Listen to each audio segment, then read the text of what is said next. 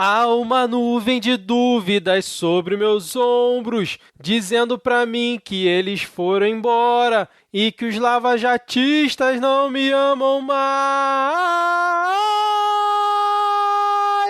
Eu tenho feito de tudo pra te proteger e provar que o Queiroz só te fez sofrer, mas o Olavão ainda quer me apoiar.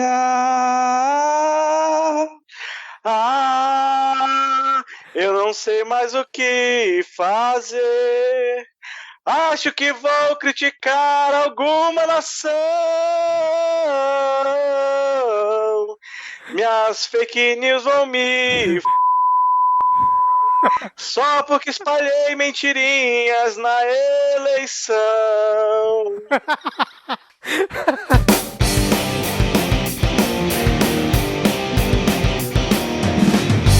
Olá, cidadão e cidadã, tudo bem? Eu sou Vitor Souza e está começando mais um episódio do Midcast Política, o nosso episódio 100% sobre política nacional, com um giro por algumas das principais notícias e fatos que ocorreram na última semana. E hoje aqui comigo temos Diego Esquinelo. Tudo bem, Diego? 27 de setembro, greve mundial pelo clima. 2 e 3 de outubro, 48 horas de greve pela educação. Avisem os seus coleguinhas, os seus amiguinhos. Vamos parar a porra toda. Boa noite, bom momento a todos os ouvintes. Então não é pra ir trabalhar nesses dias, é isso? Se você for funcionário da educação. Ah, entendi. No dia 2 e 3. No dia 27, se você é funcionário do clima ou se você respira... Funcionário do clima. Então tá certo. Bom, e completando aqui o nosso trio de hoje, temos Rodrigo Hipólito. Tudo bem, Rodrigo? Não tá tudo bem. Então, minto. Tem parte boa, olha só, coisas boas na vida acontecendo. Hoje eu fiz mais uma broa de fubá, ficou uma delícia. Então eu posso passar receita aqui, coisas que a gente pode hoje em dia compartilhar, eu posso passar receitas de broa de fubá. Passa aí rapidinho pros ouvintes como é que é a receita, hein? Você tem 10 segundos pra dar a receita. Não, então eu não vou passar não, perdi a vontade. Tá bom, cara. Até receita tá sendo censurada nesse país. Olha que ponto que a gente chegou. Mas, tô aqui apoiando a greve do clima também. Acho que o clima deveria fazer greve também. Já tá em protesto, né? O clima no mundo já tá em protesto. Pode fazer greve também, parar de esquentar. Exato. Mas fique aí, ouvinte, porque nas dicas culturais o Rodrigo vai dar a receita aqui da broa de milho dele. Bom, como já é de praxe, vamos deixar aqui todo mundo alinhado, né? Estamos aqui gravando diretamente do dia 18 de setembro de 2019. Hoje, novamente, vamos ter os blocos tradicionais com a atualização da lista de comunistas, o bloco de polêmicas, piadas e tretas, depois tem o Pega Fogo Cabaré, talvez os momentos Carluxo e Panúzio, e por último a parte que todo mundo acha chato. Aliás, o Diego e o Rodrigo, vocês ficam de implicância com o momento Panúzio, os ouvintes reagiram lá no Twitter essa semana, criticando e não querem que acabe o momento Panúzio, principalmente o momento Carluxo, cara. Em resposta, eu já coloquei 4 momentos Panúzio no episódio de hoje. Bom, vamos mandar então os alôs, salves e beijos da semana. A lista tá pequena hoje, acho que os ouvintes não estão nos amando mais. Na verdade, assim, só pra corrigir, acho que nenhum ouvinte chegou a falar que amava a gente. Então, assim, caso haja esse equívoco, né, é bom lembrar. Pô, deixa eu me enganar, cara, caramba. Bom, vou começar aqui então mandando um alô pro Sidney Rodrigues, ele é host e editor do Geek Zone, que é um podcast, é isso, Rodrigo? Sim, então ele é host e editor do Geek Zone, então a gente dá um alô todo especial para ele, porque isso significa sofrer, cara, você hostear e editar, o Vitor sabe muito bem, né, isso é um trabalhador em sofrimento. Mas quem tem aí, ô Diego? Temos um alô especial para o Welton Martins, diretamente de São Gonçalo, no sofrido estado da Guanabara. Muito sofrido, cara, cada dia pior. Mas quem ele aí... pediu um alô para todo São Gonçalo, então a gente quer um alô para todo São Gonçalo, todos os nossos ouvintes de São Gonçalo, a comunidade inteira, o bairro inteiro que nos escuta certamente aí, são milhares de ouvintes de São Gonçalo, cada um pode pedir um alô especial no próximo episódio também. Aliás, se você for ouvinte nosso aí de São Gonçalo, manda um alô pra gente lá no Twitter, é o @podcastmid. Rodrigo, mais quem aí? Um momento já aqui que quase ficou perdido, né? Porque teve uma falta no episódio passado, então hoje a gente volta aqui ao salve todo especial também pro Adrian Lemos. gente não sabe por que ele sumiu no episódio passado, aconteceu algum problema, mas agora ele volta. Exatamente. Adrian Lemos, que é lá do Volt Ampere, podcast Volt Ampere. Vamos agora mandar um beijo coletivo para Tabata Bowling, também a nossa ouvinte VIP aqui do Momento Vira Casacas, então um beijo coletivo aí para Tabata. Obrigado por abrir o Pokémon GO. Ela abriu, né? Que bom, cara. Vale, funcionou o apelo aqui, né, no programa passado. Olha aí. E aos 47 do segundo tempo aqui, a gente vai mandar um salve também para Priscila Aires, que também tá aqui sempre no Momento Vira Casacas do Midcast.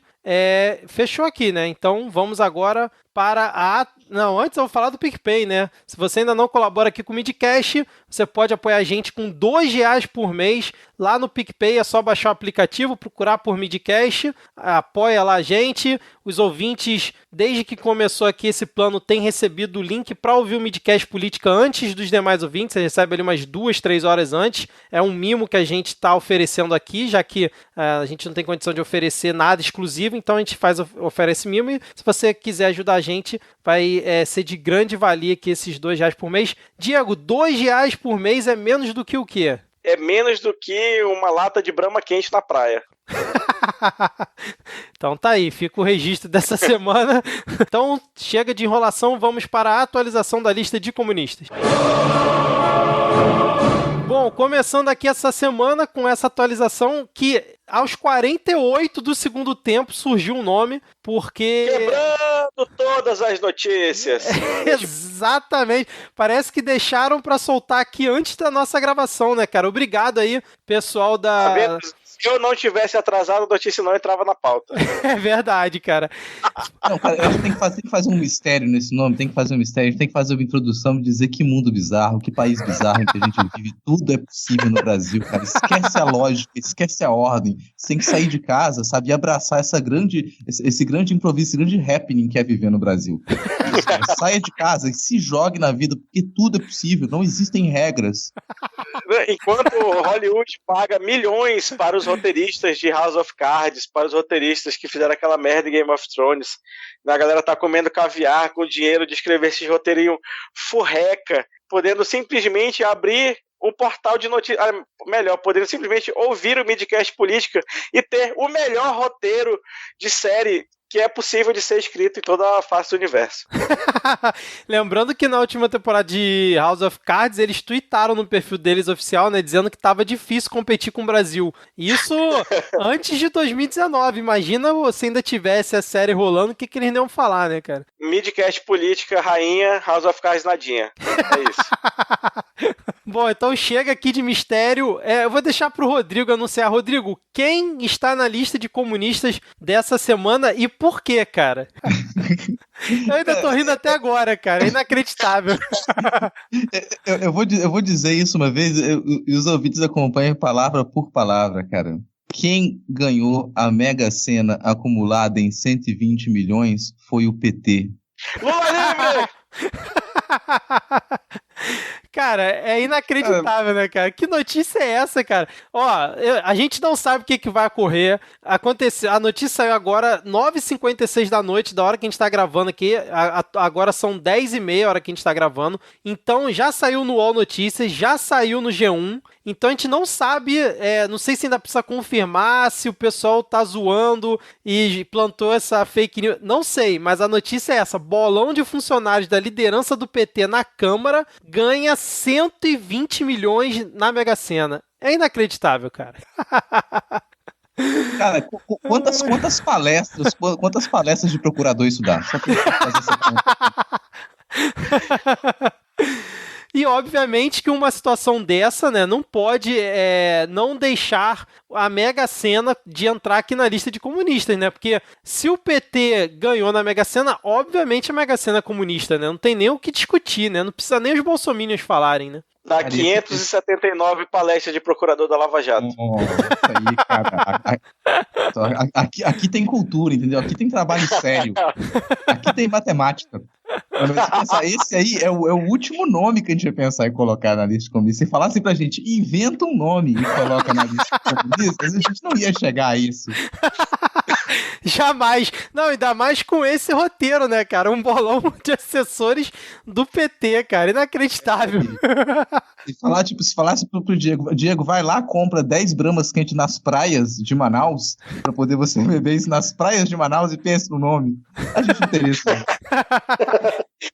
Olha, lembrando que o jogo foi feito na manhã de hoje. Olha aí, mais uma suspeita para mostrar que a Mega Sena é comunista, né? Já que, pô, no mesmo dia a aposta tem coisa aí, hein? E o bolão tem 49 cotas. Cada um vai receber 2,4 milhões de reais. Inclusive, tem gente já do PT lá na Câmara, segundo a reportagem aqui do Globo, dizendo que eles não vão nem precisar votar o projeto de reforma partidária eleitoral, porque, né, agora eles ganharam na Mega Sena, tá tranquilo, tá garantida aí a eleição. Sabe o que é mais bizarro de colocar a Mega Sena na lista de comunistas? Porque a Mega Sena é um sistema que tira dinheiro de muitos para entregar para poucos. É verdade.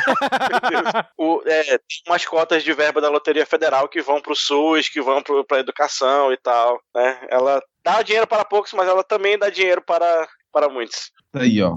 Olha aí, defendendo comunistas, porque é isso que a gente faz nesse programa. Olha aí, aqui tem informação, cara. Cara, será que isso aí já é o início da mudança de rumos do PT? Será que daqui pra frente o PT vai ter sorte? Será que isso é um sinal? Primeiro ganha a Mega Sena, depois ganha as eleições. Se a história da Mega Sena diz alguma coisa, agora vai aparecer um monte de parente pedindo dinheiro do PT, né? Então vai chegar todos os partidos que foram dissidências do PT ao longo da década de 90 e 2000 pedindo uma cota dessa Mega Sena aí. O Carlos Jordi tweetou falando que quer ver se o PT ainda vai propor taxação de grandes fortunas depois dessa. Que pariu, cara. Bom, é isso, cara. Cara, é inacreditável o Brasil, cara. Realmente, se contratassem roteiristas para escrever 2019, jamais eles pensariam nisso, cara. Diego, eu botei aqui na pauta uma sugestão de selo Fabiano Contarato de Fada Sensata. Como a gente aqui trabalha, né, com muita antecedência, com uma grande preparação da pauta, eu queria pedir para você olhar nesse momento a minha indicação e saber se vale a pena ou se a gente passa batido aqui. A fala tá valendo, eu só quero saber quem foi que fez, quem é Débora Diniz. Eu não tenho a menor ideia. Como assim? Quem é Débora Diniz? Como assim quem é Débora Diniz? Débora Diniz, pesquisadora exilada da UNB. Então, tá garantido. Tá garantido. A Débora Diniz ela precisava de um selo com o nome dela aqui, sabe?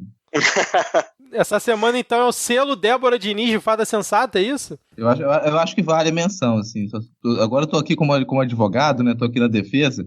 Eu acho que vale a menção, acho que vale um nome especial pro selo. Aproveita que você tá defendendo e lê aí o que ela falou essa semana aí. Mas até pra vocês se desculparem por não conhecerem. Não, eu conheço ela do Twitter, eu já vi vários tweets dela e tal, mas eu nunca soube da história, do background dela, entendeu? Eu sou engenheiro, então não conheço pesquisadores de outras áreas.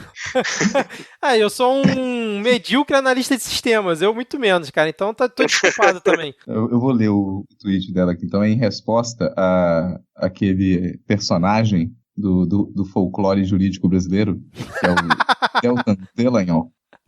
Ela, em resposta a alguns tweets do Dallagnol, ela diz: Procurador Deltan, compadrio / extrativismo são resquícios do mandonismo colonial, expressões desse passado que insiste em permanecer entre as elites e é pouca transparência das instituições e o abuso do poder pelas autoridades. Obedecer à lei é difícil para os que mandam, não acha?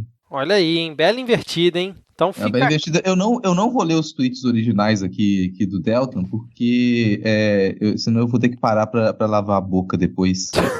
Vai atrasar a gravação. Então, os podem, se eles quiserem. Se eles quiserem, podem... Enquanto especialista em Carlos Cheis aqui do programa, eu ouso dizer que os tweets anteriores eles têm aí uma certa carluxidade na sua composição, porque eles estão... Né, a sua composição frasal ela é um pouco assim, morosa, um pouco dificultada pela cognição aqui do cidadão. Vai ter link aqui na descrição do episódio, então quem quiser conferir aí a invertida que a Débora Diniz deu no Deltan, é só clicar aí no link. Beleza? Então, sem mais delongas aqui, porque esse bloco já ficou muito grande, vamos para polêmicas, piadas e tretas. Bom, como não poderia deixar de ser, vamos começar aqui esse bloco falando sobre ninguém menos que Michel Temer, o nosso querido vampirão, #VoltaTemer. Vocês viram ele no Roda Viva? Começando aqui a pergunta, né, desse bloco. Verba volante, scripta manente. Que é isso, cara? Foi a epígrafe da carta que ele mandou pra Dilma. Não lembra? Tempo, verdade, né, cara? É verdade. Eu tinha esquecido foi assim, em outra vida, quando, sei lá, Eduardo Cunha ainda tinha todo o seu status real. Mas então o que aconteceu, né? O Temer, ele foi no Roda Viva dessa semana, esse programa que o Rodrigo adora, e ele foi lá entrevistar, né, pela galera e tal. E aí o Temer, ele cometeu um ato, vamos dizer, de sincericídio, um ato falho, ou ele só usou as palavras erradas quando ele falou o seguinte: eu jamais apoiei ou fiz empenho pelo golpe. Um minuto depois ele repetiu: o telefonema do ex-presidente Lula revela exato e precisamente que eu não era, digamos, adepto do golpe. E aí, senhores, agora oficialmente podemos falar que foi golpe ou ainda resta alguma dúvida? Mas restava alguma dúvida? Eu tô falando que é golpe desde 2016. Cara, acho que já não restava nenhuma dúvida, não. Quem não acha que foi golpe, sei lá, cara, tá no universo em que... E a maior prova é que a maior prova é que o Michel Temer falou que foi golpe com a naturalidade que isso demanda. Exato. Ele não falou nem suposto golpe. Ele falou, não, eu não era adepto do golpe porque foi golpe. Não, isso que foi foda, que a Daniela, na pergunta dela, ela não cita a palavra golpe, né? Ela faz uma pergunta, né, citando impeachment e tal, e aí ele usa a palavra golpe pela primeira vez no programa. Mais pra frente, depois na entrevista, isso foi logo no início, cara, mais pra frente na entrevista ele usou de novo, mas aí em um outro momento a Daniela perguntou, mas você acha que foi golpe? Aí ele, golpe só se você achar que o rito democrático do impeachment é um golpe e tal, não sei o que, aí ele deu uma ensaboada, mas ele cometeu, digamos, esse ato falho mais uma vez. Aí eu tava até conversando aqui em casa que eu não sei se ele realmente cometeu um ato falho, porque ele sabe que foi golpe e fez o golpe, ou se de tanto falarem na cabeça dele que foi golpe, até ele admitiu que foi golpe mesmo, cara. Que, na verdade, não faz muita diferença, né? Assim, sim, com certeza. Não faz muita diferença. Agora, disso aí, eu não assisti o falecido Roda Viva, não assisto mais. Boa entrevista, cara. Entrevista épica, eu diria. Vou usar o termo exagerado dos jovens, né? Mas me parece que essa resposta ela veio também numa menção a indicar que a tentativa, na época do Lula entrar para a Casa Civil, entrar como ministro da Casa Civil, era uma tentativa de conseguir, através do diálogo, impedir que houvesse um golpe. Então, era uma tentativa de manter a estabilidade das instituições democráticas e ele foi impedido de fazer isso, né? Então, essa é uma coisa que, aparentemente, o próprio Michel Temer admite, que é aquela tentativa do Lula de assumir como ministro da Casa Civil, não era uma tentativa apenas de se proteger de uma possível prisão e das investigações. E não que não houvesse isso, mas uma tentativa também de, através do diálogo, resolver os entraves que ele já sabia que resultariam na queda da Dilma e na futura desgraça que a gente vive hoje. E vender a alma pro PMDB de novo, né, cara? Mas isso aí é que já estava vendida, né? Ele só ia lá cobrar que o contrato fosse cumprido. É verdade. Agora, a minha dúvida é a seguinte, o PT, durante todo o processo, falou, foi golpe, o Temer armou o golpe e tal, que eu até então, eu gostava de usar o termo conspiração, né? Porque, bem ou mal, seguiu um certo rito ali dentro do, vamos dizer assim, foi chancelado por todo mundo, né? Não acho que o impeachment seja algo político, e a gente sabe todo o contexto que foi, eu gostava de usar o termo conspiração, mas agora eu vou passar a usar golpe também, né? Se o Temer usa, mas o que eu achei... É isso aí, cara. Você precisou esperar o Michel Temer usar o termo. Se o cara que deu o golpe admitiu que foi golpe, quem sou eu para questionar, né? Não, mas basicamente você precisa que um criminoso sempre assuma que ele cometeu o crime para você aceitar que o crime acontecu, né? Não, cara. Não Enquanto a pessoa tá negando, tá falando que sou inocente, para você é isso aí, não. O criminoso foi lá escrever uma carta dizendo que o Queiroz escreveu uma carta dizendo que o Flávio tá inocentado, para você PT é o suficiente. Não é isso, mas não vamos entrar nesse mérito, senão eu vou perder meu raciocínio aqui. A minha questão é a seguinte, o PT durante todo o processo falou que era golpe, que o Michel Temer estava armando golpe, mas como é que era um golpe se o próprio Lula tentou armar junto com o PMDB nos bastidores para salvar o governo da Dilma? Então, você acabou de descrever por que foi um golpe, porque impediram até que isso acontecesse, impediram qualquer possibilidade de o governo democrático permanecer, tiraram um governo legítimo à força, por artimanhas conspiratórias também, né, por um grande acordo nacional, e isso configura um golpe. Tá, mas... não tem... Pra mim, a discussão se era golpe ou não acabou quando, 2, 3 dias depois que foi feito o julgamento no Senado e o Temer assumiu, mudaram a definição de pedalada fiscal. E aí deixou de ser crime de responsabilidade.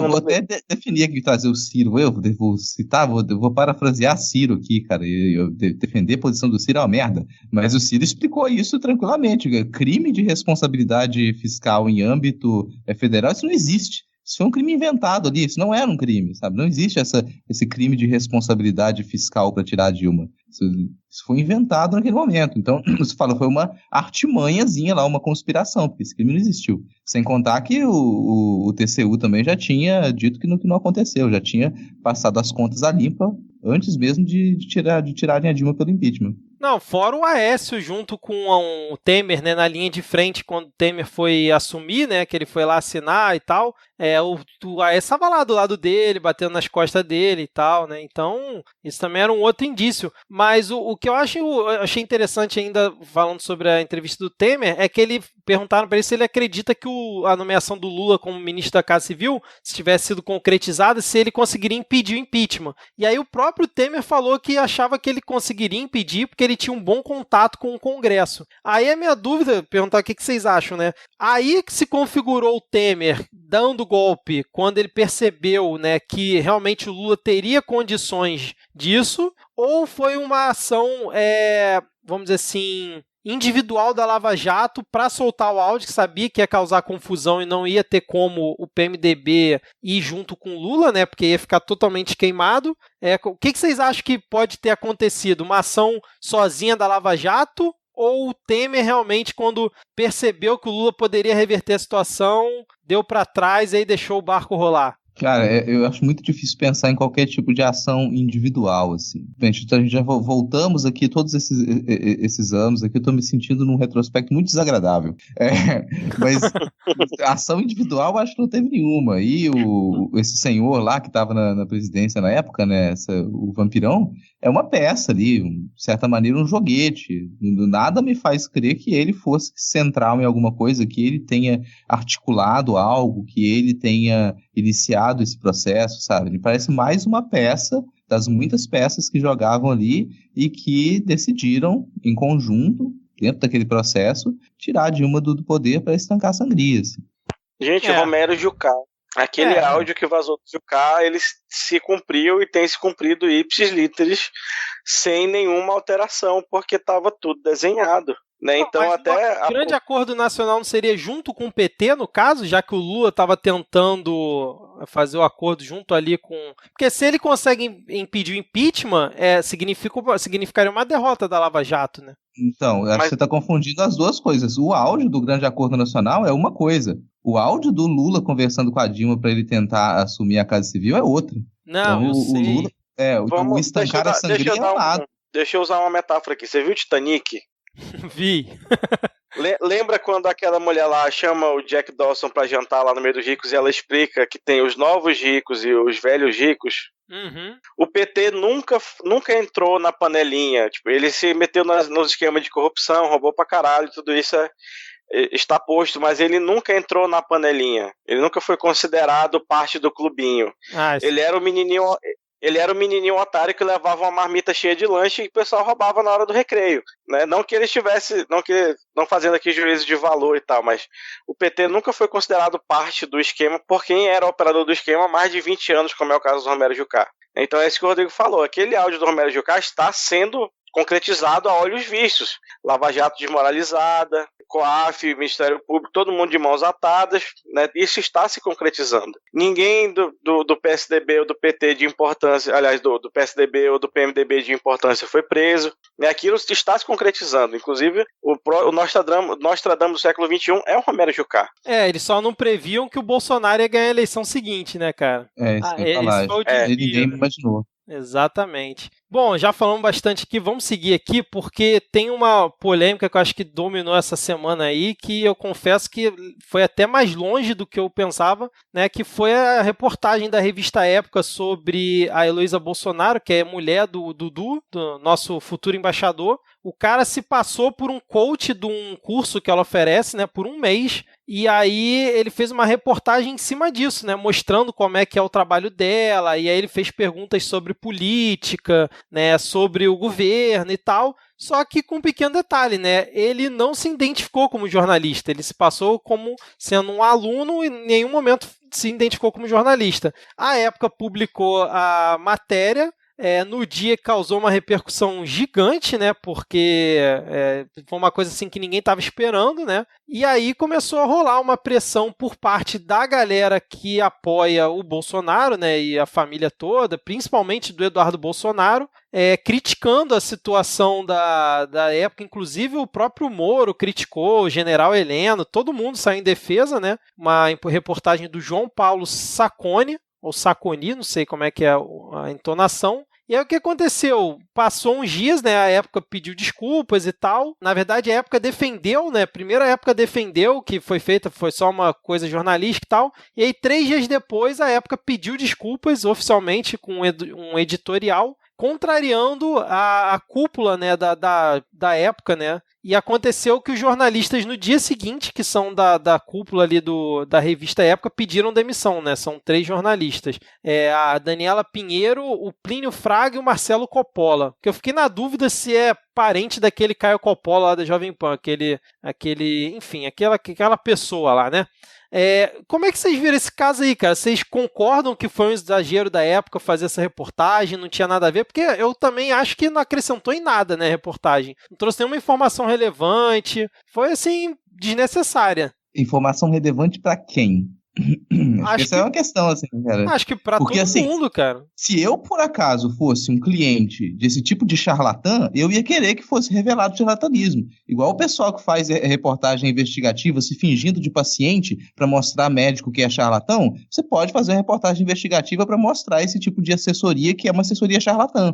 Então, eu não vejo problema nenhum em um jornalista. Pelo contrário, o jornalista, se ele está fazendo uma investigação para mostrar que alguém é um charlatão, uma charlatã, ele não vai se identificar como jornalista. Se ele fizer isso, ele não vai conseguir a informação que ele quer. Então, é uma prática não só comum, como necessária que um jornalista investigativo ele não se identifique porque ele está fazendo uma investigação, ele está num papel secreto ali para tentar mostrar aquelas informações. Então, se eu fosse o tipo de cliente desse tipo de, entre aspas, profissional, eu gostaria que esse tipo de charlatã sempre viesse a público, esse tipo de charlatanismo, sabe? Porque você se fazer de coaching, sabe? Se fazer de assessora para fazer divulgação política, para ficar indicando páginas que produzem mentiras, que produzem notícias falsificadas, sabe? Isso aí, de alguma maneira, isso aí me parece muito interessante para as pessoas que consomem esse tipo de serviço. Imagina, você está contratando um profissional, você imagina que ela vai te passar informações sérias e ela indica as páginas que elas divulgam informações falsificadas,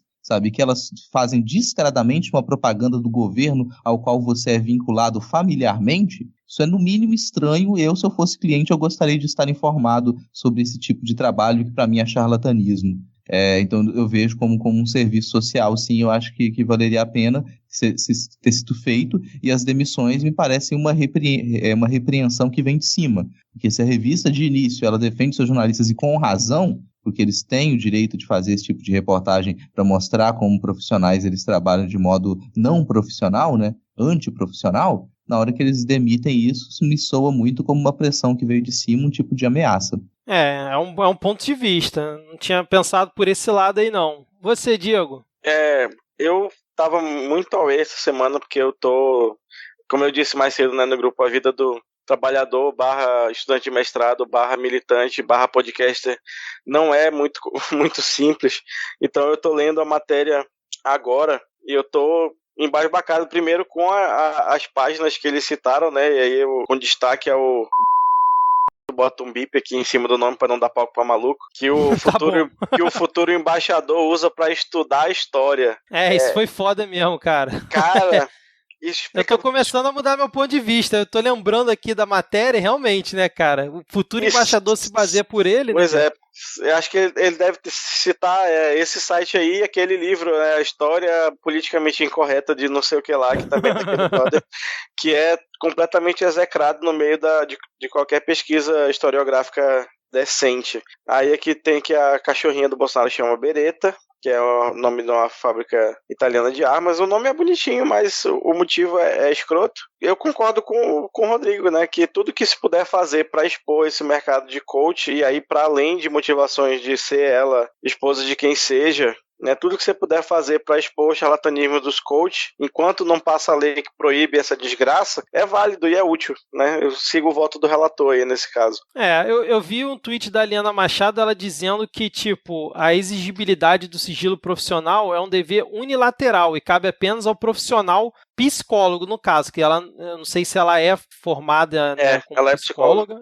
Ela é formada, né? Uhum. Então, realmente, assim, em teoria, né, agora parando para pensar aqui, a pessoa que participou, que nem se você vai numa consulta de um psicólogo, você pode trocar ideia com seus amigos, né, sobre isso, né? Você quer um outro exemplo? Sim, só para mas rapidinho, a diferença é que o cara publicou numa revista de circulação nacional. Eu não sei se existe algum código de conduta entre jornalistas para esse tipo de matéria. Eu já foge da minha alçada. Não, vou te dar o exemplo para os ouvintes lembrarem também todas as centenas de reportagens de jornalistas investigativos se fingindo de pacientes para expor médicos charlatães que passam no Jornal Nacional, no Fantástico. Você vai ter uma reportagem dessa em mente, assim. Como mostrar que um médico ele é um abusador? Você vai filmar o médico, aquilo ali, é sigilo entre médico e paciente. O paciente ele tem todo o direito de trazer aquilo a público. E o jornalista, se fingindo de paciente, está expondo aquele crime ou aquele charlatanismo. Então você pode lembrar de todas, as inúmeras. Isso é uma prática extremamente comum e correta, sabe? O jornalista ele vai ali se fingir, pode filmar, pode gravar, porque ele vai expor um crime que está acontecendo e isso é de interesse público.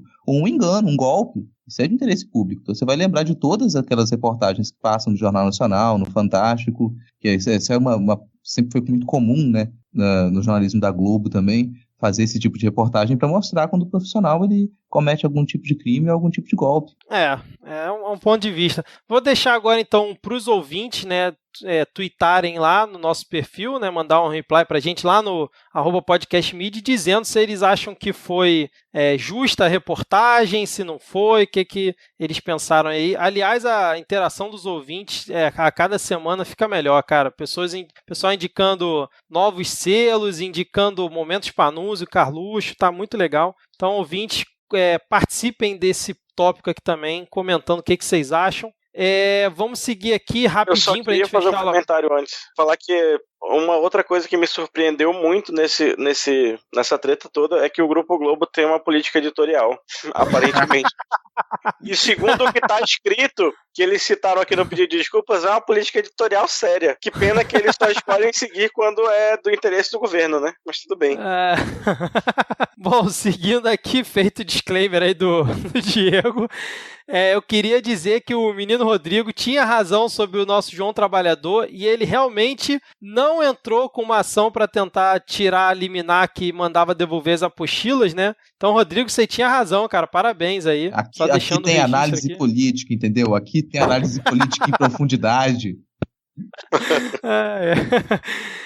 Seguindo aqui pra gente fechar, cara, eu queria muito falar do Witzel aqui nesse episódio, mas a gente já falou bastante. Eu vou deixar uns links aqui na descrição do episódio. Pra falar do Witzel, não precisa falar dele não, você pega 63 segundos de algum outro podcast que tenha citado ele, coloca aqui que fica tudo bem. Não esquece de não citar a fonte quando você pegar, tá bom?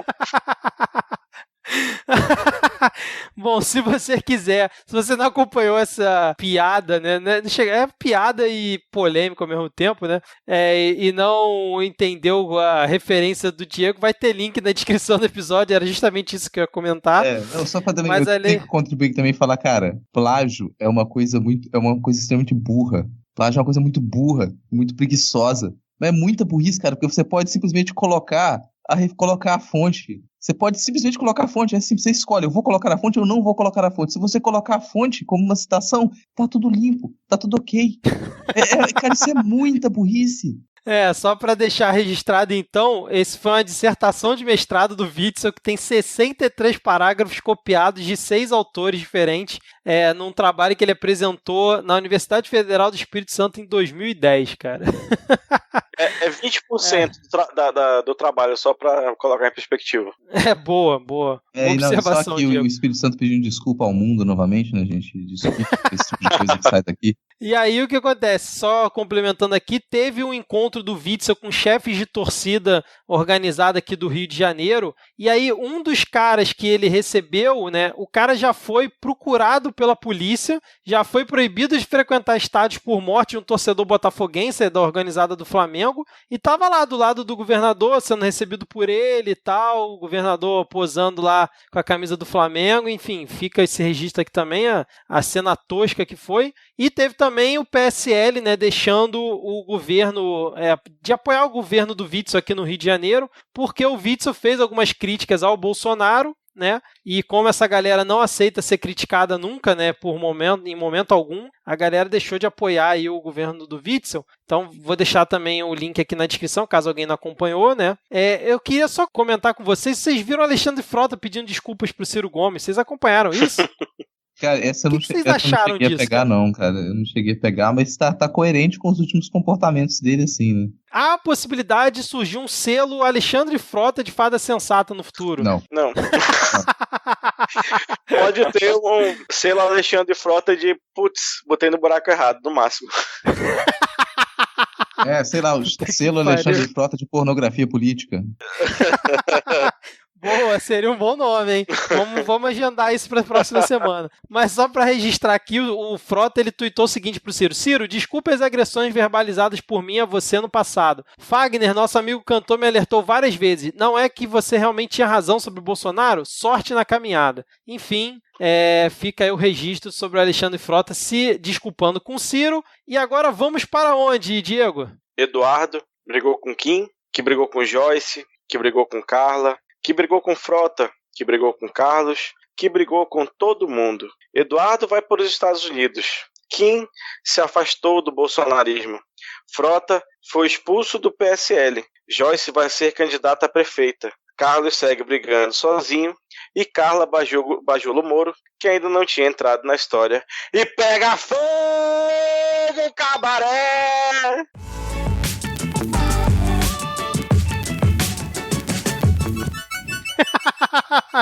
Bom, começando aqui o Pega Fogo Cabaré, tivemos uma epígrafe, é esse o termo correto, Rodrigo? Epígrafe. Exatamente. Esse textinho aí que o Diego leu foi uma versão adaptada do poema Quadrilha, né, escrito por Carlos Drummond de Andrade, caso as pessoas não conheçam, né? E aliás, é um nome que ele toma outro significado agora. Quem diria? É verdade. O título Quadrilha seria ressignificado desse modo em 2019. É verdade, cara. E esse foi um texto de uma reportagem do UOL, né, falando sobre as aventuras do Carluxo, né, e toda a treta que rolou aí dessa direita maluca, um atacando o outro atacando um, e ficou excelente essa adaptação, e a gente botou aqui na abertura desse bloco, porque sim, teve muita briga entre eles mais essa semana, né, o forte foi na semana passada, mas eu acho que o principal que rolou essa semana aí entre essa galera foi o racha oficial, né, entre os lavajatistas e os bolsonaristas, que foi até parte da nossa homenagem na paródia inicial, onde a CPI da Lava Toga, né, que é a CPI que eles estão tentando criar para investigar o STF, criou uma cisão entre eles, né, Major Olímpio criticando o Flávio Bolsonaro abertamente, o Flávio Bolsonaro agindo nos bastidores para tentar impedir essa CPI, né, inclusive uma senadora do PSL ameaçou sair do partido e ir para o Podemos. Vocês acompanharam esse cabaré literalmente pegando fogo aí? Literalmente não, né? Mas o cabaré do PSL pegando fogo essa semana? Cara, essa treta deu pra acompanhar, só que antes eu vou deixar o Diego comentar. Os poucos comentários que eu ia fazer é um pedido pros roteiristas. roteiristas do Brasil 2019, por favor, parem de fazer trocadilho com o Lava Jato. Já é um nome ridículo de operação, sabe? Já é um nome de merda, sabe? É um nomezinho que ele fica melhor em filme pornô classe D. É muito ruim. Então, eu não gosto do Vaza Jato, não, que também ficou uma coisa muito tosca, mas vai lá. Agora, Lava Toga, por favor, cara. Não, sério, inventa um outro nome aqui, cara. Não dá, eu não aguento mais ouvir esses trocadilhos com Lava Jato. Isso é muito ruim. Daqui a pouco é o que lá, Toga Jato. Daqui a pouco vai acabar, não vai ter CPI da Lava Toga, aí vão inverter. Vai ter uma outra movimentação que agora é um grande movimento do STF, que é a Toga Jato, sabe? Para acelerar os processos jurídicos do Brasil. Caralho, eu imaginei o Marco Aurélio com a mochila jato e a toga voando igual uma capa de super-herói. Puta que pariu. Com a cuequinha de bola por fora da roupa, assim. Ai, meu Deus.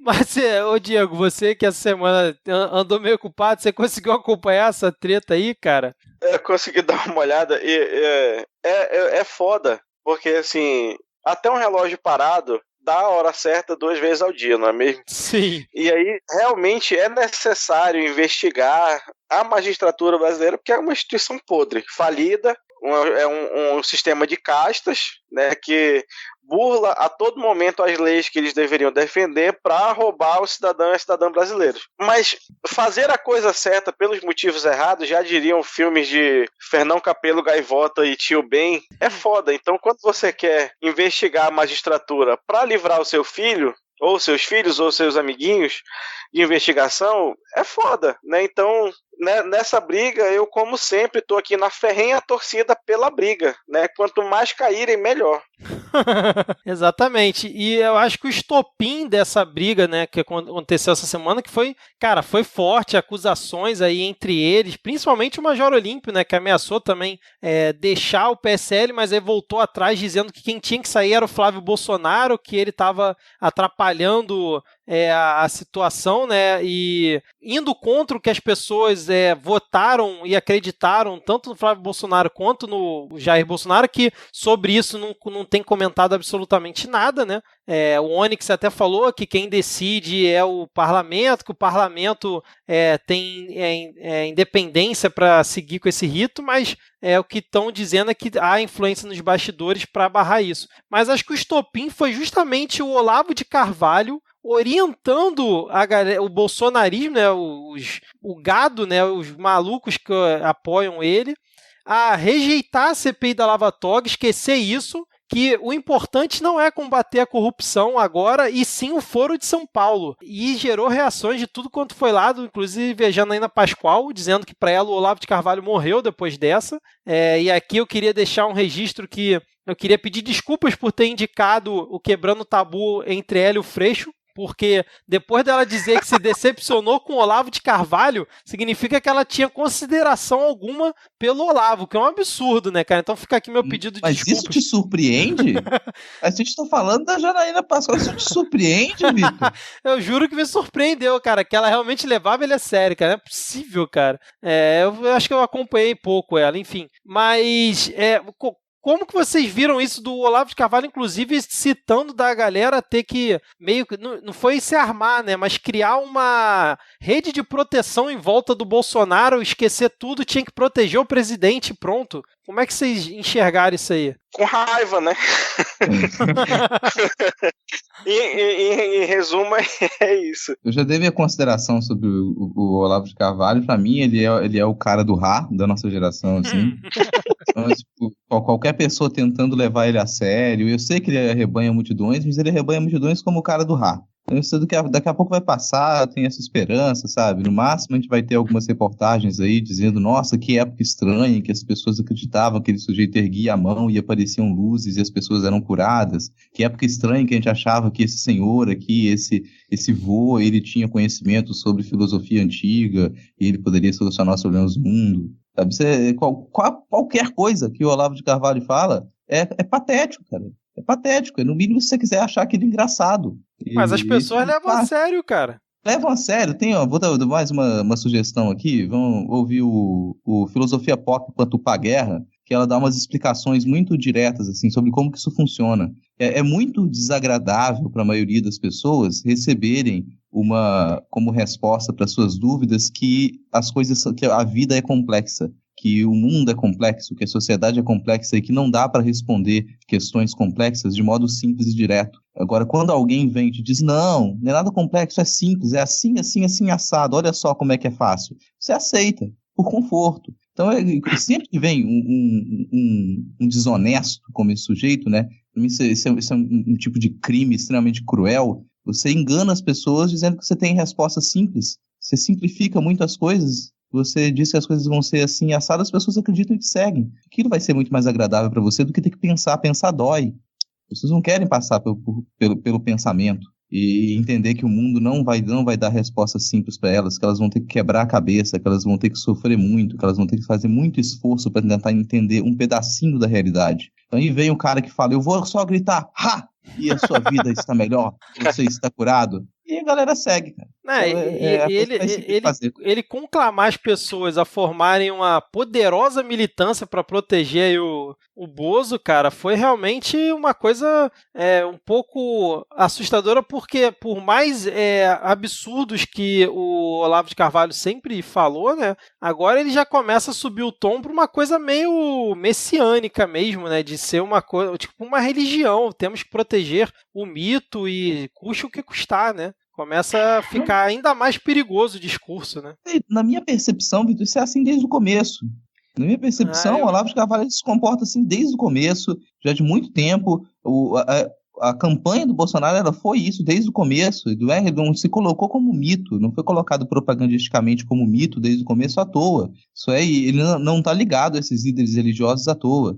Sabe? Isso é uma retórica religiosa que está ali desde o início, que já foi também utilizada e reutilizada por diversas lideranças em diversos momentos da história também. Sabe? Você se coloca como grande salvador, se coloca como grande herói. Essa expectativa por alguém que vai resolver todos os problemas da sua vida e, se possível, te dar um carro zero no final, né?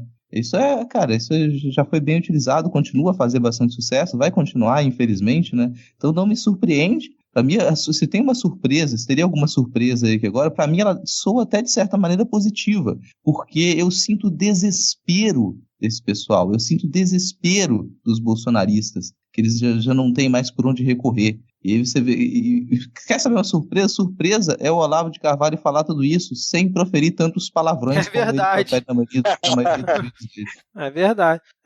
E aí criou uma cisão, acho que não tem mais volta, né, entre os lavajatistas, né, e a galera bolsonarística aí, que inclusive eu vi alguns perfis que defendiam, né, o combate à corrupção, não sei o que, simplesmente falando, se o MBL tá apoiando a CPI da Lava Toga, tem coisa aí, então é melhor não apoiar também não e seguir o que o Olavo falou, cara. É uma lavagem cerebral absurda, né, cara? Impressionante. Bom, mas só comentar rapidinho que essa escalada retórica, ela é necessária, né, para a manutenção dessa base. A gente vem acompanhando aí nas pesquisas de opinião que o Bolsonaro chegou ali no núcleo duro, né, como se comenta, do apoio dele. Só que para manter essa galera, ele precisa de uma escalada retórica, porque conforme você vai se radicalizando dentro dessa militância, você vai passando a defender pautas mais radicais. Você precisa ser alimentado por um discurso mais radical, mais brutalizante, né, mais excludente, para você poder manter essa escalada,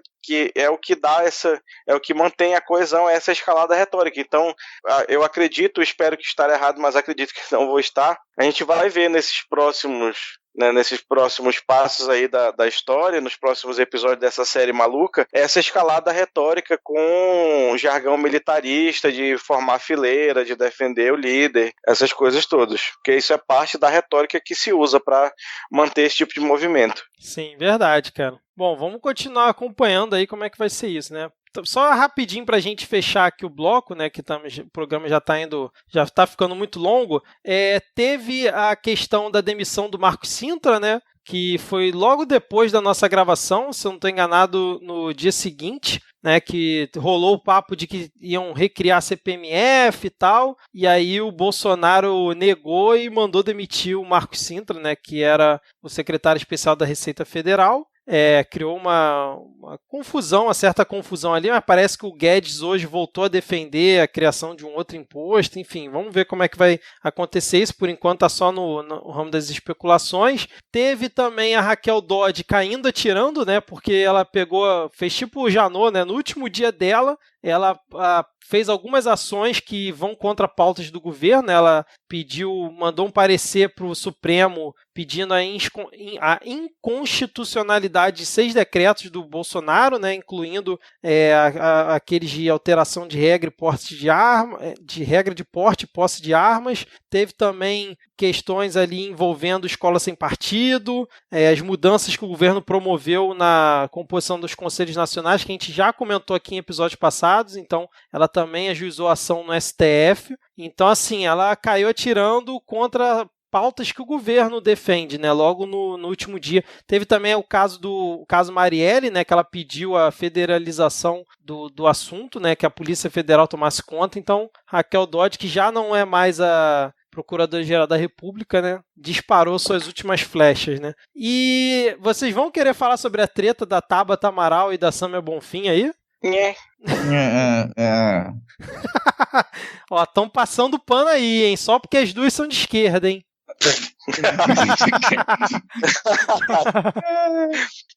Cara, essa aí foi boa. Piada era do bloco anterior. Bom, mas eu acho que foi um embate interessante. Vou deixar link na descrição aqui do episódio para quem não acompanhou a treta entre as duas. O clima esquentou, hein? Foi uma troca de farpas, no mínimo, pesada, eu diria, entre a Tabata e a Sâmia. Pra quem que vocês deram razão? Você quer querendo puxar um comentário, né, cara? Você tá querendo puxar um comentário. Pô, tô instigando aqui, vocês não falam nada, pô. O programa tá muito longo, vou ter que cortar coisa. Então vamos para o momento Carluxo.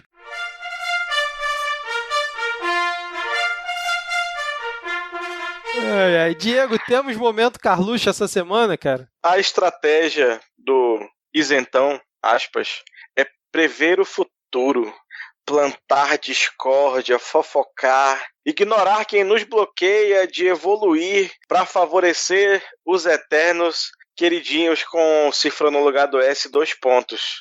A moeba é o Macron brasileiro. Olha aí, hein, cara?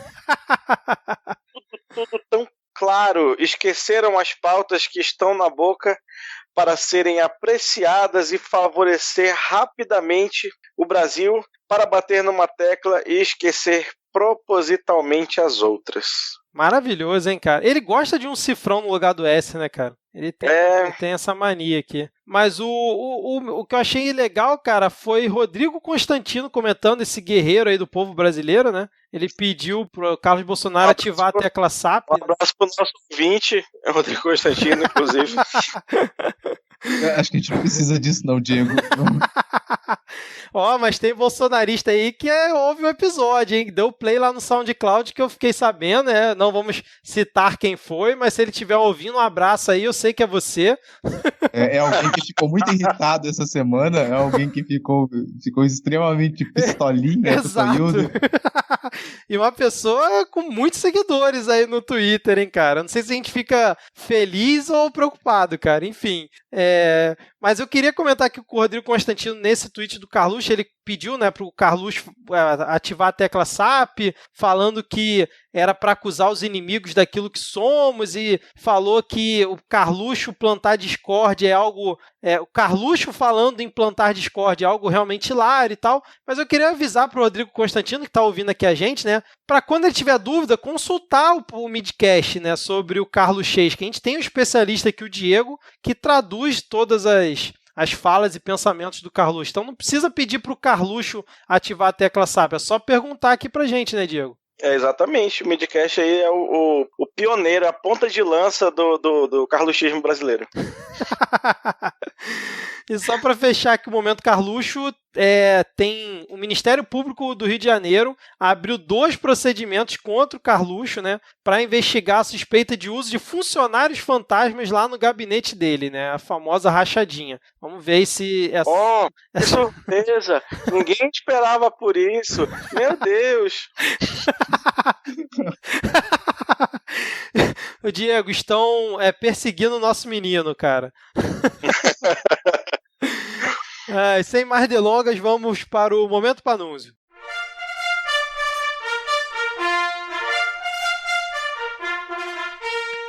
Diego, o momento mais controverso aí do nosso episódio, que os ouvintes vieram em defesa dele ao longo da semana. Temos essa semana aí alguma coisa que o Panunzio disse? Cara, teve várias coisas. Queria até ir uma opinião de vocês aí num screening rápido para saber se a gente fala dos 4, ou se fala só de um, ou se fala de um de qual. Não, escolhe o que você achou melhor, cara. Você é o relator aqui. Porque se você abrir para perguntas, né, e para opiniões, o Rodrigo você sabe qual vai falar, né? Então...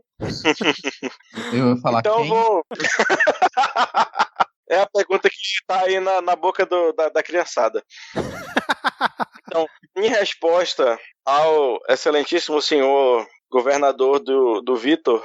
Você tem que ficar me lembrando isso todo episódio, cara. Você gosta de fazer porque comigo, né? Não, eu preciso que você se radicalize, cara. Eu preciso que você, né, você entre numa militância um pouco mais radical, entendeu? Aí eu fico te lembrando pra ver se te indigna o suficiente pra tu pegar em armas com a gente. O dia que você derrubar um helicóptero e a gente fica feliz. Caralho! E aí ele respondeu pro Auschwitz lá: tudo nesse cara é falso, menos o gosto desmedido pelas chacinas e pelo extermínio como política de Estado. Vamos atrás da banca para saber como ele conseguiu enganar seus avaliadores e obteve o título de mestre do Ctrl-C, Ctrl-V. Excelente, hein, cara? Panunzio. O Panunzio não pode sair daqui, Rodrigo. Poxa, cara. O cara tá sendo aí um bastião pela liberdade e pela democracia, cara. Não, a voz dos ouvintes é a voz do Thor, cara. A voz de desânimo dele, cara. Não, só acho que tem que dar espaço para outros momentos aqui também, sabe? Tem outros momentos possíveis. Rodrigo, então fica aqui a missão para você na próxima semana, cara. Tragam um novo momento aqui pro Midcast. Momento. Exatamente. Beleza, vou ganhar por hora extra. Não vai ganhar nada. Vai ganhar mais trabalho. O Denis... Eu já ia perguntar por que eu não estava ganhando, então, que eu estou relatando por 5 momentos aqui. O Denis Almeida, né, nosso querido amigo ouvinte aí, ele até indicou um agora há pouco, né, antes da gravação. Eu vou deixar link aqui na descrição, mas como não deu tempo da gente avaliar aqui, né, então... Mas foi uma resposta dele em cima de um tweet do Sérgio Moro, né, do nosso querido Serginho. Então agora, sem mais delongas, vamos finalmente para a parte que todo mundo acha chata. Bom, começando aqui o nosso último bloco desse episódio, né, temos uma substituição, né, o treinador, que não tem treinador, né, olhou para o banco, chamou aqui, substituição rápida, temos aqui a Alana de Oliveira. Tudo bem, Alana? Olá, boa noite. Bem, né, como disse o Rodrigo, já não tá nada bem não, mas estamos aí. Alana, diz aí pra gente por que você entrou excepcionalmente aqui no lugar do Rodrigo, uma participação breve aqui. Qual o assunto que você estava doida para pistolar, mas como você não pôde participar do episódio inteiro, você pelo menos guardou para esse momento aqui? Então, saiu uma notícia ontem que, bom, realmente fiquei bem pistola, ainda estou. Vou tentar ser direto e não ficar, enfim, enrolando demais o assunto. Eu tenho essa tendência, mas enfim.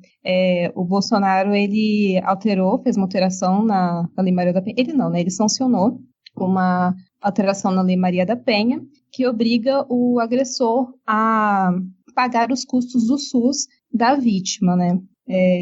E aí esse dinheiro, ele deve ir para um fundo de saúde, que é responsável pelas unidades de saúde que prestam esses serviços. Enfim, vão para outras também instituições de monitoramento de violência contra a mulher, coisas do tipo. Bom,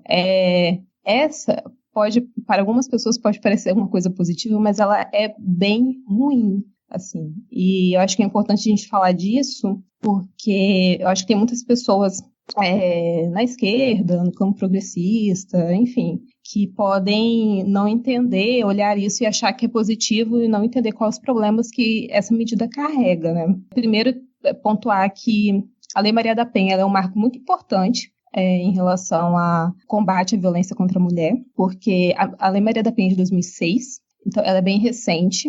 Antes disso, a gente não tinha, de fato, uma medida protetiva eficiente. A gente tinha uma lei, acho que da década de 90, 95, se eu não me engano, que previa uma pena de no máximo 2 anos, mas o que acontecia, na maioria dos casos, era um pagamento de uma cesta básica. Então, não que prender por muito tempo seja uma coisa necessariamente positiva, mas era um reflexo de como a violência contra a mulher era vista como uma coisa menor. E a partir da Maria da Penha, a gente começa a ter, de fato, uma discussão mais séria, começa a se falar mais e divulgar mais essa questão da violência contra a mulher. Como eu falei, né, tinha uma das penas previstas seria esse pagamento da cesta básica, né? Isso gerava uma série de problemas, são problemas que agora, com essa medida, eles devem voltar. O que acontece?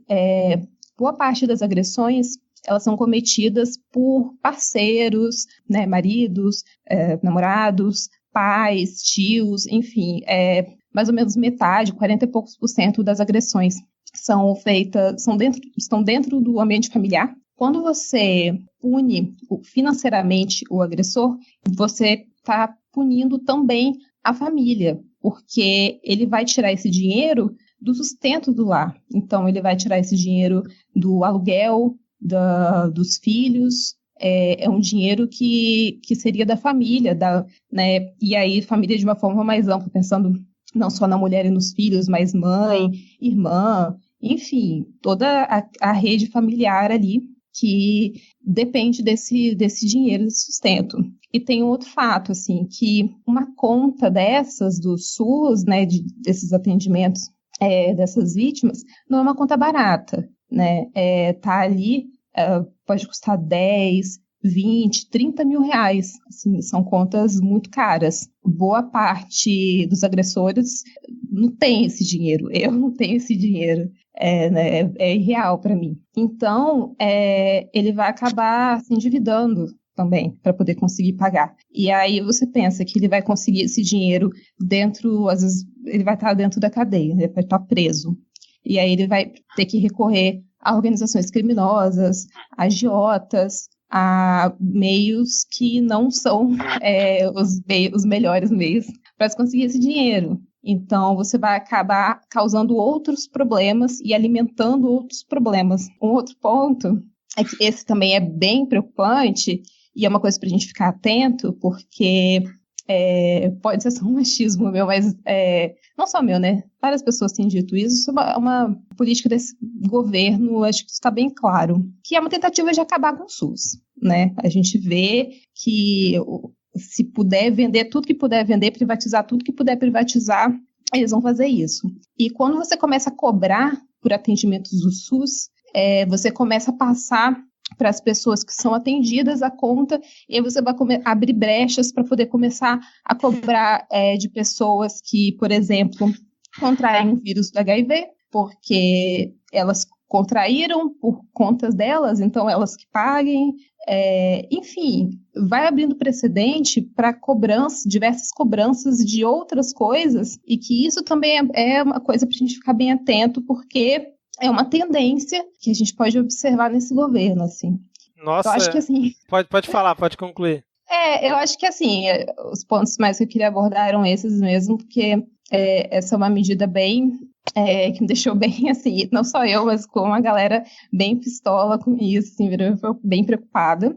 E aí eu queria só dizer que, reforçar que eu não estou falando que, sei lá, o agressor ele não deve ser punido, embora eu seja adepta de discussões de punitivista, mas o que realmente já se provou como uma medida eficaz, que isso já é feito em algumas cidades, algumas partes do país, porque inclusive é previsto na Lei Maria da Penha que medidas socioeducativas para os agressores. Isso até é uma coisa que o Diego recomendou, acho que no episódio anterior, um documentário, acho que sobre o silêncio dos homens, para discutir masculinidades. Então, isso tem se mostrado muito eficaz no combate à violência contra a mulher. Então, a gente precisa de mais disso, a gente precisa de medidas mais, atendimentos educativos e psicológicos, porque muitos desses agressores, eles também têm problemas psicológicos graves, né? Enfim,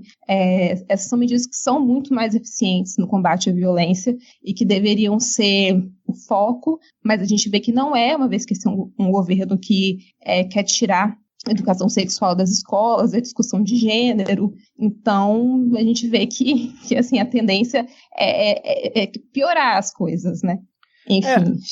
Eu ouvindo esses argumentos, né, do primeiro que você falou, que quando eu vi a notícia, eu confesso que eu até achei uma coisa que parecia ser interessante. Eu vi que era um projeto de um senador do PSB, né, do Nordeste, se eu não estou enganado, porque eu não lembro agora o estado, e eu falei, olha só, vai dar um corretivo maior, né, para esses filha da puta que, né, agridem mulher, enfim. E talvez, né, se o cara souber que vai doer muito mais no bolso dele, né, se ele fizer uma merda dessa, talvez ele pense duas vezes, né, em fazer. Só que aí, olhando esses argumentos, né, que foram colocados, que inicialmente eu não tinha parado para pensar, e depois pensando que no momento da raiva, né, e do descontrole, a pessoa, a última coisa que vai pensar é no bolso dela, realmente pode ser que seja uma ação que ela tá vestida de ser uma coisa, vamos dizer assim, possa ser boa, né, para proteger ainda mais as mulheres e punir os agressores,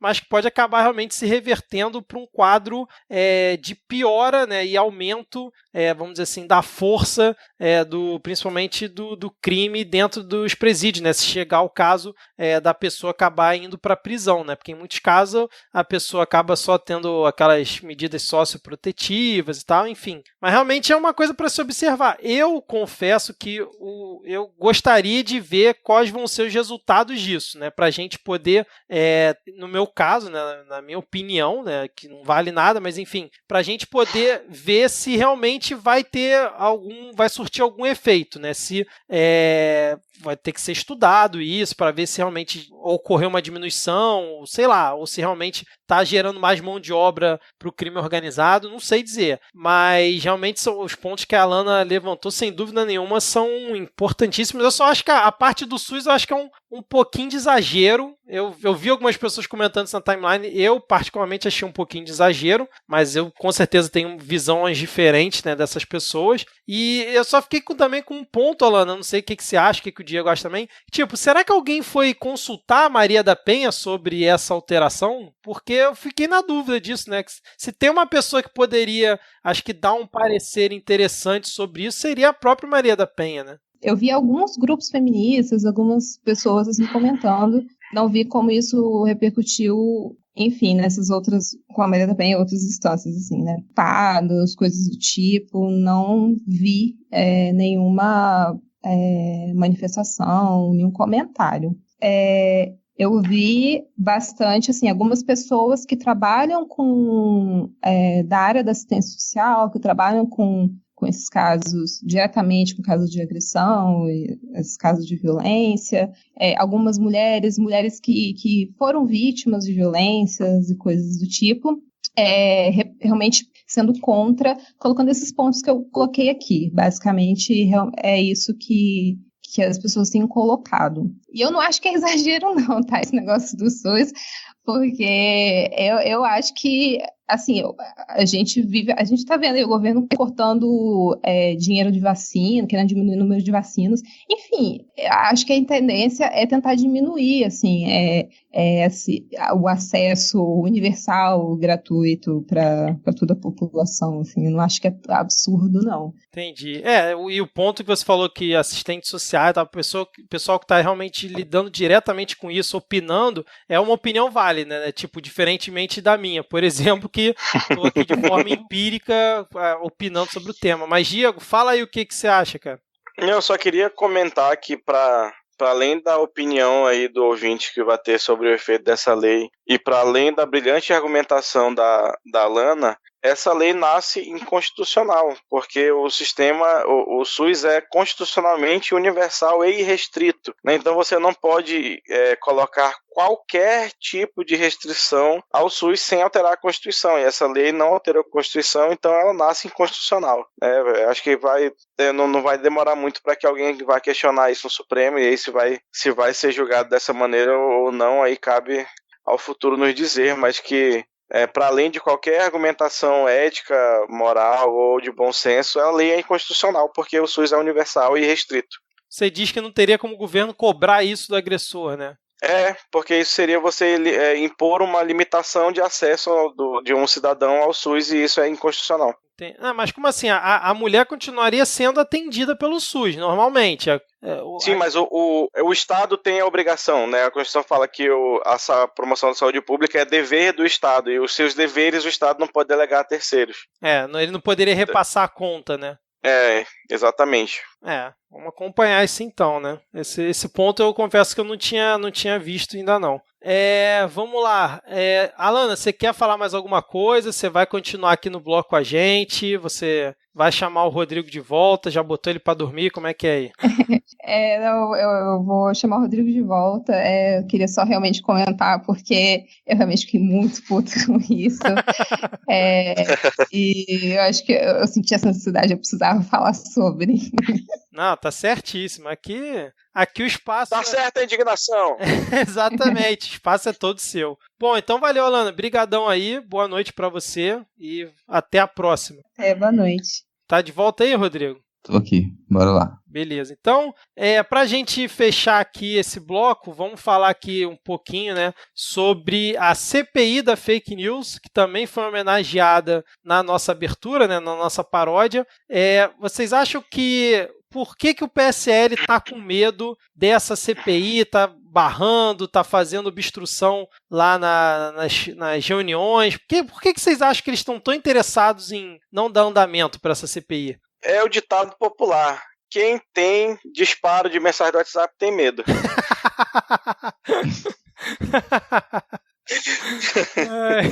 Cara, não, vamos lembrar, essa fucking eleição, ela foi vencida na base da fake news total, assim, cara, foi vencida na base da mamadeira de piroca, do Kitgate. Então, se você pensar que não é só o disparo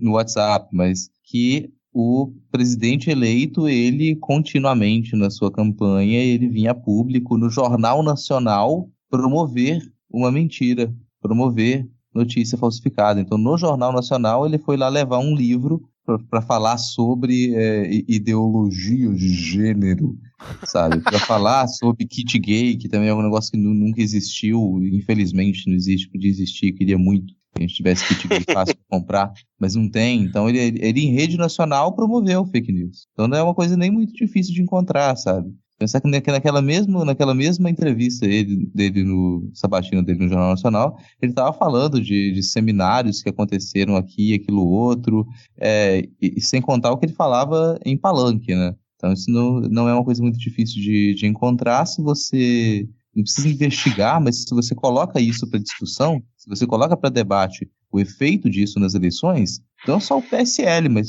toda essa transformação que o bolsonarismo trouxe, ela é colocada por terra. Acredito que isso vai acontecer dessa maneira? Não acredito. Não consigo ser tão positiu assim. Então acho que mesmo sabe que você não consegue ser positivo. Cara, em diversos momentos eu sou positivo na minha vida. Vocês vão ver no final eu passando uma linda receita de bolo de fubá. Mas não acredito que isso vai acontecer, mesmo que você comprove ali, olha só, assim, essa eleição ela foi ganha, não enganaram boa parte dos brasileiros. Outra parte não presta mesmo. Mas enganaram uma boa parte dos brasileiros com uma madeira de piroca. E aí, isso vai dar o quê? Nada. Vamos continuar aqui, esperar, vamos prorrogar essa situação por mais uns 3 anos e ver o que acontece depois. Cara, eu tô contigo nessa. Eu acho que não vai gerar cassação no TSE, igual algumas pessoas estão achando que pode acabar gerando, né? Tipo, um relatório da CPI sugerindo isso. E mesmo que sugira, isso não vai dar prosseguimento, duvido. Eu acho que vai ser mais para gerar notícia e ficar causando confusão para o governo lá em Brasília, essa CPI, né? Porque se o negócio andar mesmo, vocês conseguirem convocar representantes do WhatsApp, do Telegram, do Facebook, né? Eles estão querendo convocar o Carluxo, que inclusive o deputado lá, o Ângelo Coronel, disse que vai perguntar para o Carluxo se ele for lá, né? Se ele realmente distribuiu fake news na campanha do pai, e vai falar para o Carluxo jurar, né, que vai falar a verdade, e senão ele dá a voz de prisão para ele ali mesmo naquele momento, se ele mentir. Então, olha o nível da coisa. Mas eu acho que vai ser mais para isso, cara, para gerar tumulto e talvez o Centrão, né, se realmente embarcar nessa, querer fazer barganha com o governo. Porque fora isso, assim, efeito prático, eu também não sou otimista, não. Tem uma coisa que eu acho que pode acontecer, fazendo um chute aqui, mas acho que se rolar mesmo uma CPI para investigar esse tipo de uso de disparo de mensagem, de compra de espaço no Facebook também, eu acredito que não vai afetar a presidência, mas alguns deputados e alguns vereadores, eles podem perder o seu cargo, eles podem ter o cargo cassado. Então isso pode reconfigurar minimamente ali algumas zonas de apoio no Congresso. Era isso que eu queria falar, porque voltando a nossa metáfora do Titanic, né, quando essa molecada bolsonarista aí entrou renovando aí uma boa porcentagem do Congresso, isso deixou sem mandato gente que estava lá há muito tempo e que tem muita influência, que tem muito dinheiro, nos estados principalmente, né? Então, eu acho que é até de se esperar que em algum momento haja, ou não sei se é isso, né? Mas eu acho que é de se esperar que em algum momento haja um movimento desses coronéis tradicionais aí da política brasileira de tentar derrubar uma moçada dessa nova que entrou surfando na onda do bolsonarismo para recuperar o seu lugar, né, para recuperar a sua posição dentro do Congresso. Então, e aí eu acho que esse embate, né, do PSL meio que brigando sozinho ali para barrar, enquanto todo o Centrão estava lá assumindo presidência, assumindo relatoria da comissão, né, pode ser o primeiro indício aí desse pega-fogo cabaré que vai rolar aí no Congresso e se desdobrar pelas Assembleias Legislativas e Câmaras de Vereadores do país todo. Principalmente aí já em preparação para o ano que vem, né, lembrando que deputado estadual, deputado federal é gente que tem curral de 3, 4, 10 municípios no interior. Né, e aí esse cara não vai perder essa base assim, né? Tem gente que é deputado há 20, 30 anos e ainda tem o apoio de muita gente. Então ele vai usar, né, brigar aí dessa forma para tentar derrubar o máximo possível. Lembrando que se tem alguém que entende, né, de legislação eleitoral e de regimento interno do Congresso, é essa moçada aí que estava 30 anos de casa que perdeu o mandato. É verdade, cara. Uma boa observação essa aí. Bom, mais algum comentário? A gente pode seguir aqui já pro final. Só o comentário que o nome é ruim também, né? Tipo, Mas a crise, Rodrigo, sobretudo estética. Escolhe pelo menos, sabe, palavras em português, por favor. É aquilo que a gente já comentou no episódio passado, né, cara? Podia ser tipo a CPI do Fez de Trouxa, sabe? CPI da Lorota. CPI da Lorota. Bom, vamos fechar então aqui, que o episódio já tá grande, pra gente partir para dicas culturais. Eu só vou fazer umas observações. Só queria fazer um comentário rapidinho que linka o anterior com o Felipe Neto. Pode mandar abraço. Rapidinho.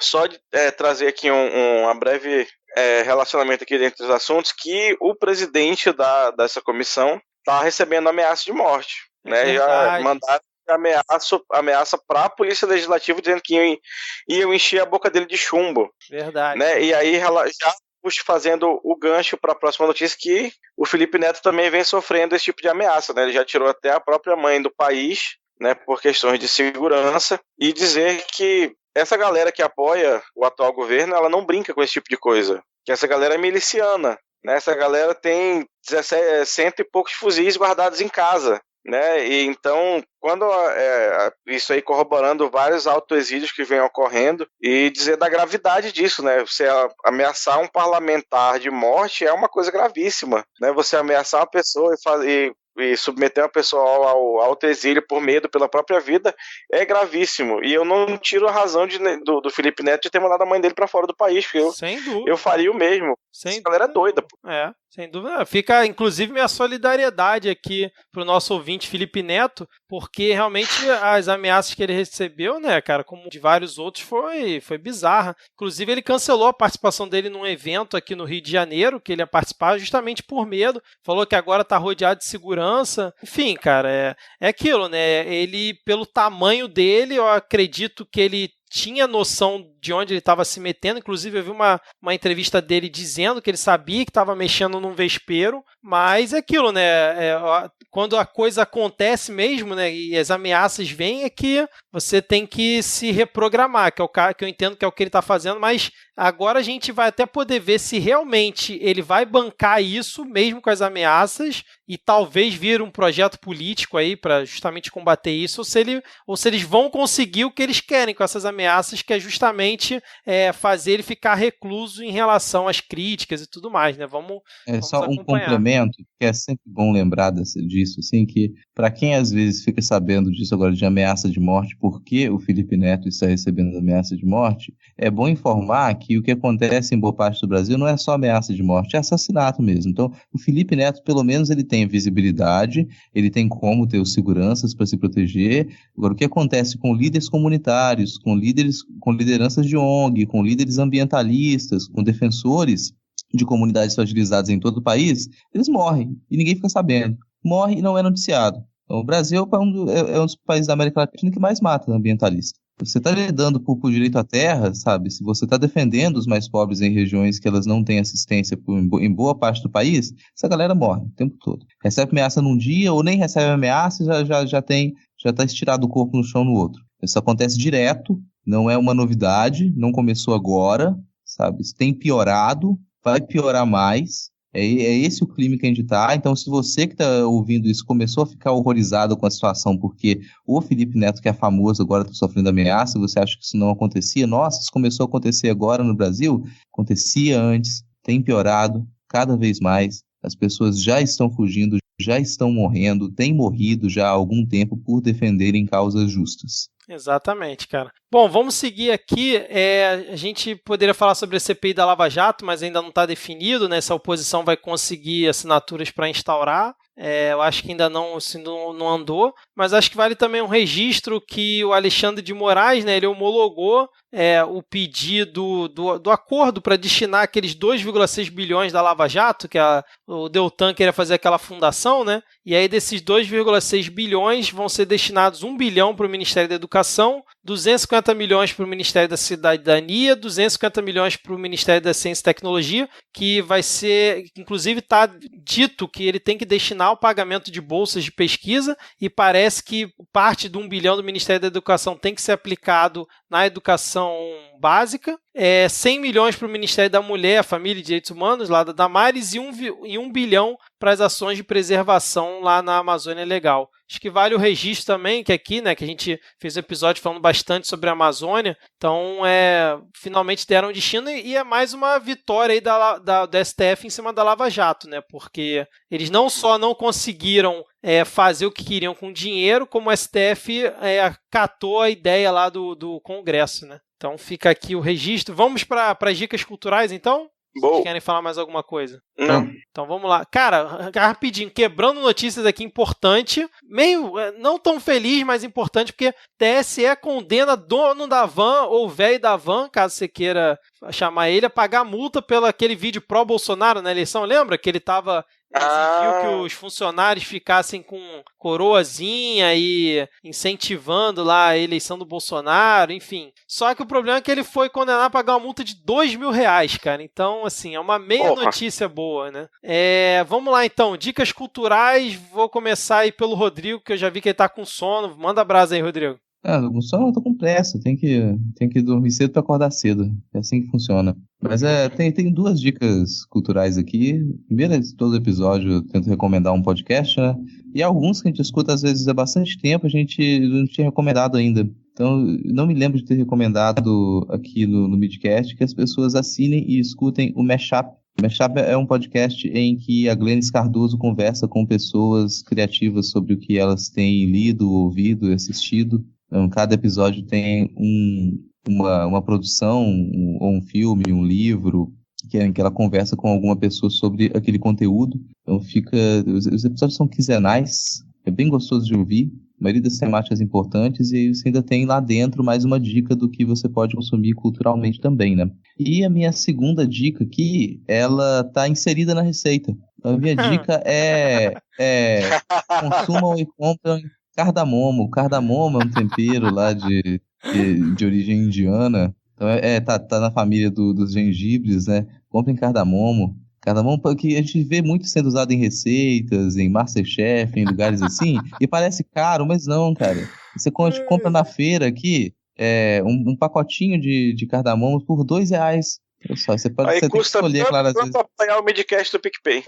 Olha só, verdade. Cara. Exatamente. Aí você pode pegar o cardamomo, comprar o cardamomo, que é um tempero maravilhoso. Você compra o cardamomo e você usa ele na sua receita de broa de fubá. É simples assim. Você tem 3 ovos, uma xícara de leite, uma xícara de açúcar, meia xícara de óleo. Você bate esses ingredientes no liquidificador e vai acrescentando aos poucos 2 xícaras de fubá de milho grosso, não aquele super fino não, e mais uma xícara de trigo, bate bastante. No finalzinho você acrescenta uma colher de sopa de fermento em pó. Só mistura, não bate o fermento, porque o fermento não pode bater, senão o bolo não vai ficar fofinho. Então só dá uma misturada com a colher, enquanto você unta uma forma com manteiga e farinha de trigo. Despejou, deixou 35 minutos no forno pré-aquecido, a 180 graus. Você tem ali a sua broa de fubá com cardamomo, delícia. Maravilhoso, hein? Olha aí, ouvinte. Quando que você imaginar que teria uma receita de bolo aqui no Midcast, cara? Eu estou genuinamente surpreso, vou confessar. Eu também. Detalhe, ouvinte, não foi combinado isso. Olha como é que não foi combinado, mas eu esqueci de falar que no momento de bater, você for bater, jogar as farinhas, você joga os grãozinhos de cardamomo junto com a farinha para dar uma triturada junto com a farinha também. Por isso que precisa bater um pouquinho mais, porque normalmente não é interessante você bater muito a farinha quando você está misturando, porque você pode ativar o glúten também. Mas nesse caso você bate um pouquinho mais para triturar os grãos de cardamomo. Rodrigo, queremos ver você no Masterchef no futuro, cara. Por favor, cara. Ou naqueles de bolo, que é só bolo, né? Doce. Por favor. Cara. Bake Off Brasil. Bom, vou dar aqui minhas dicas culturais, porque geralmente o Diego encerra com dicas importantes. Eu vou começar por uma. Eu tenho dicas importantes, mas vou começar por uma que é a melhor de todas, que é a nova temporada do reality show A Fazenda. A Fazenda 11 começou ontem, inclusive eu fiquei tweetando ali em tempo real sobre a estreia, fazendo meus comentários que ninguém se importa, mas aí fica assim, para quem quiser dar uma relaxada, né, e assistir o que tem de pior em barracos e polêmicas, piadas e tretas, fica aí a minha sugestão para vocês assistirem A Fazenda 11, que é na TV Record. E agora as dicas sérias, né? Queria indicar a newsletter do Canal Meio, que é uma newsletter que eu já assino há bastante tempo. Eu indiquei lá no início do ano, no episódio de jornalismo, que eu fiz lá com a Jaque e com o Fábio, mas volto aqui a indicar aqui no Midcast Política, que é uma newsletter muito legal, tem todos os assuntos ali, e principalmente política. Então fica aqui a minha dica, é uma newsletter diária. E vou indicar também o episódio 128 do Teologia de Boteco, lá do meu amigo Barba, que o convidado, sabe quem foi, Diego? Denis Almeida, cara. Nosso estagiário. Exatamente, cara, nos traiu. Antes dele participar aqui no Midcast, foi participar lá do Barba. É mole, cara. Mas pode ser traição, né, cara? Que traição, cara. Ele tá lá levando a palavra também, quem disse que traiu. Quando o estagiário não pode se desenvolver na vida, não pode seguir os... Esse aqui é um podcast do Amor Livre. Podcast livre. Calma, cara, foi uma piada. Você é o cara das piadas aqui, eu não posso fazer piada. Pô, pera aí, cara. Mas, Denis, muito bem, Denis. Parabéns aí, cara. Baita episódio aí com o Barba. Ele foi lá pra falar sobre o Érico Veríssimo. Recomendo aqui pros ouvintes. Denis, agora que você já fez a sua estreia na podosfera em altíssimo nível, participando do Teologia. Vamos agora combinar para você vir participar aqui do Midcast um dia, hein, cara. Mas manda brasa aí, Diego, fecha aí pra gente, por favor. Eu queria reiterar aqui a indicação, né, caso você seja um ouvinte que está chegando agora, da websérie Contos de Vida e Norte, né, que é uma produção do coletivo Cumbuca Amazonas em parceria com a SaferNet e SaferLab, que são iniciativas da Google e do Unicef para segurança nas redes, né, para criar um ambiente mais saudável e menos tóxico aí na interwebs. Né, saiu o episódio 3 agora, então tem o link aí na descrição para você assistir e eu recomendo muito. E aí a última dica é nessa linha aí da Fazenda 11, mas um pouco menos trash, é a série Easy, né, que tem no Netflix, que ela é uma série assim que ela tem me trazido muito conforto ultimamente, porque ela é uma série onde não acontecem grandes dramas e grandes coisas que te deixam aflito. É uma série onde as coisas acontecem assim normalmente na vida e as coisas dão certo e tudo fica mais ou menos bem no final e isso tem me trazido um alento, assim, sabe, nesse mundo tão doido, de tanta desgraça que a gente vê. Então, é uma série realmente de ficção, né? Você falou que é assim que as coisas acontecem na vida normalmente, não tá sendo assim não, tá acontecendo assim. É porque a vida não tá normalmente agora, né? Mas quando a vida era normalmente, era assim.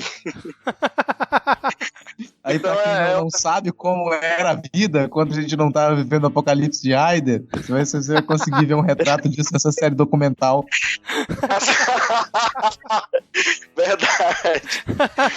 Então fica aí pra você dar aquela relaxada, a série Easy daquele serviço de streaming que não patrocina nós. Maravilha, cara. Bom, então vamos fechar por aqui, que esse episódio mais uma vez ficou gigante. Vamos dar tchau aí para os ouvintes e até a próxima. Valeu, obrigado, ouvinte. Tchau, tchau. Valeu. Tchau, tchau. Falou.